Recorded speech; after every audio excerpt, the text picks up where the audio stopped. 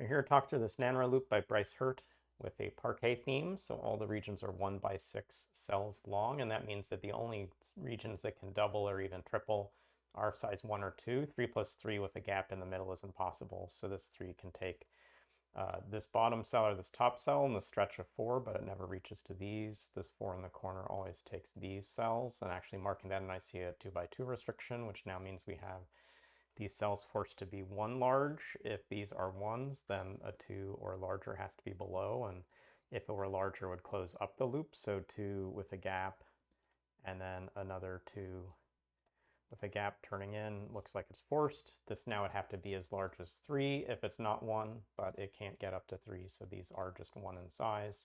That marks these off. Now finally isolates this position. This will have to be, again, 2 repeated 2s, so it doesn't make a multiple loop.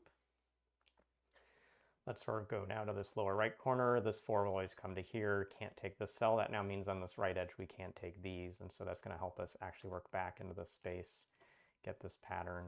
This can be a 3 or a 1, so we're not going to be too hasty to mark that space in. This 4 here can't reach up to this top cell, so it's not coming to here. We actually also can't get the loop in and out of this space. So it looks like all these cells here can be marked off. And so now we have some tension to think through, which is we have potentially like this loop coming down. That would force this to be a 1, but then what is in this region? This has to take at least 1 cell here, but it's not going to be able to take this cell, and if it's a 1, it would touch to this 1, so that's not going to work, so this has to extend over. This now then is a 1, not a 2. These loop segments have to join.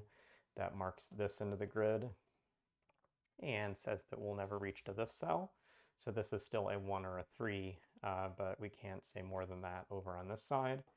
This now is a 1 or a 2, and we're not coming to this cell. So this also down here can be a 1 or a 2, and it doesn't even have to use this position. Let's think a little bit about how we make a whole loop up here. Like, let's say this comes to the left and then comes down. Like, however these loop ends connect, we're going to have a loop end strand at the top. And so this turning down from the cell isn't possible. We're going to need to have a stretch coming across, but it can't come straight across because then we have a group of size 1 and 1. And so there's a loop kind of pattern thinking, which is also similar, I guess, to snake-like thinking, which is you have to take a segment across here, which could be a 2 with a 1 or a 1 with a 2. But this is going to be a forced pattern, and putting this in the grid will let us sort of look over here at what's going to happen. And what we can see is actually one of those options, this one that has 1, 2, 1, really causes an issue here. This 1 forces this to be a 1, and then this turns and immediately touches what was meant to be a 2 section of the loop. So this isn't 1 with 2, this is 2 with 1, another 2, this comes down. This is now a 2 group, hitting to a 1 group, hitting to another 2 group, and this extends all the way through. So we've got the top left of the loop finished here. We haven't at all looked in the bottom left, so let's start there now. We've got a 5 that's coming across. This is now putting in a singleton group across this space that's coming up and forming at least a group of size 2. Can't be larger, so this marks in like so. This is left or right, don't know more than this. This space then can be a 1, 3, or 4, but what it can't do is reach over to this cell. And what we're going to be thinking about is that this has to connect up to this group here. And so where this is a 2, this group is a 1 or a 3. And so the first thing to do is rule out a 3 going to the left. If that's a 3 going to the left, it's going to turn down and put a 1 with a 1 right away. That's not going to work. So this never comes to the left. We should now think about what does it mean if it goes to the right. Now this loop end has to get around the space, but it can't join to this loop end until it gets to here. And if it's doing anything in the space, you're going to see it's going to force a 2 by 2 square or have to join to this loop end. There's no way for 3 loop ends to all get over to the right here, another space. And so this 3 across is also not possible. So this is actually limited to just a 1, and it's got to come straight down. And now let's think about these options like the 3 or 4 across. Like 4 across is already going to strand this loop. 3 is going to force us to turn up, and that puts a 1 with a 1. So this is forced to be a 1 straight away. That then makes this be a 3 group, marks this off, marks these positions off. This 2 doesn't want to come left. It does go right, but it now can come up or right. So let's think through now the end of this puzzle. And this is a little bit sneaky, but it's probably able to be thought through by looking at the one remaining clue we haven't touched, which is this 2. And a 2 can be a space where it's got a second partner down here, so you can have 2 2s in this region, or it can have only this 2 in this region. let's think about that first option. If that's the option, then this loop end always connects into this 2, but it doesn't want to connect into this space. So if it were this 2, it's going to come over like so.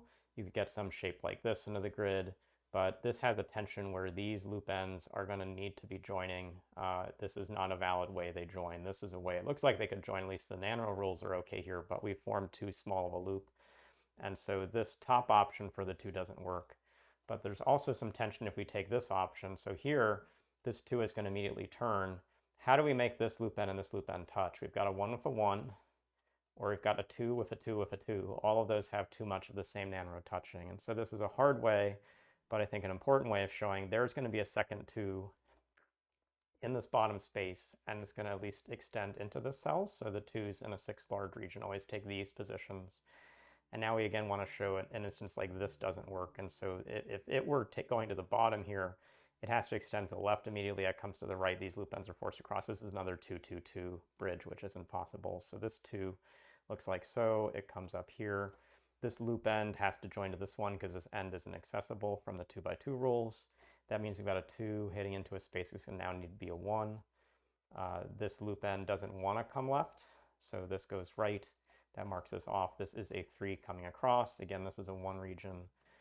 This is now going to need to be a 2 region because these can't close in themselves, but this 2 can't come up, so it comes down. This comes down. That now forces this to be a 1 coming across, and this will connect and finish the loop. So we're through this fun puzzle by Bryce Herdt. It had a creative way using the geometries to really work through the grid. Again, the 1s and 2s double was a key step through some of the solve. It definitely forced a lot of tension in the upper right. Thinking about how the loop could cross over these intervening regions but still reach the top edge was a key step here. And then seeing that you need to have 2 distinct 2 groups in this vertical cage was my key way to break in the lower right. There might have been some other steps that you could use along the solve, but these are the good ones that I found to get to the finish. So thanks for watching this video, and we'll see you again soon.